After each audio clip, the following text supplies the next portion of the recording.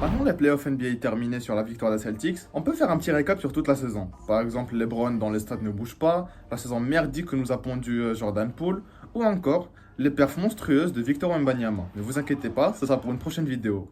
Mais moi ce qui me fait serrer les dents, c'est la non-perf totale des Bucks pendant les playoffs.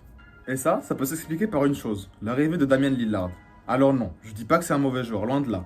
Mais c'est certainement pas un hasard si l'équipe fait une saison moyenne quand il arrive. Ne perdons pas plus de temps et commençons. Pour vous restituer le contexte, les Bucks sortent d'une saison 2022-2023 plutôt satisfaisante, avec 58 victoires pour 24 défaites. Franchement clean. Néanmoins, il manquait à cette équipe un petit quelque chose pour pouvoir prétendre au titre NBA. Et ce quelque chose, c'est un meneur scoreur. Attendez, Jrue Holiday? Je sais pas de quoi vous parlez. C'est dans ce déni total qu'en septembre 2023, les Bucks vont signer Damian Lillard. Super, un meneur shooter à 3 points qui pourra bien satisfaire Giannis en passe. Ou peut-être pas. La saison commence normalement. Des victoires, des défaites, normal.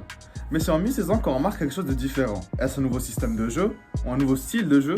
Rien de ça. Tout ce qu'on remarque, c'est que les Bucks ne dépassent pas les 60% de victoire. Et oui, avec Giannis et Lillard dans la même équipe, les Bucks n'arrivent pas à dépasser les 60% de victoire. Alors que ça n'est pas arrivé depuis belle lurette.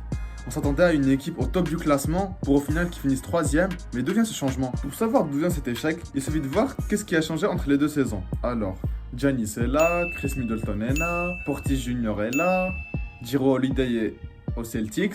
Mais attends, ce serait pas les mêmes Celtics qui auraient gagné les finales NBA par hasard? Et vous l'avez remplacé par qui? Damien Lillard? Bon ben, je ferai quand il y a notre différence, hein. Attends. J'ai pas dit que Damian Lillard était nul, loin de là. C'est un joueur All-Star qui mérite tout son titre. Mais force est de constater qu'il y a que lui qui a changé. Enfin, Jrue Holiday. Mais pourquoi Damian Lillard n'arrive pas à faire gagner les Bucks?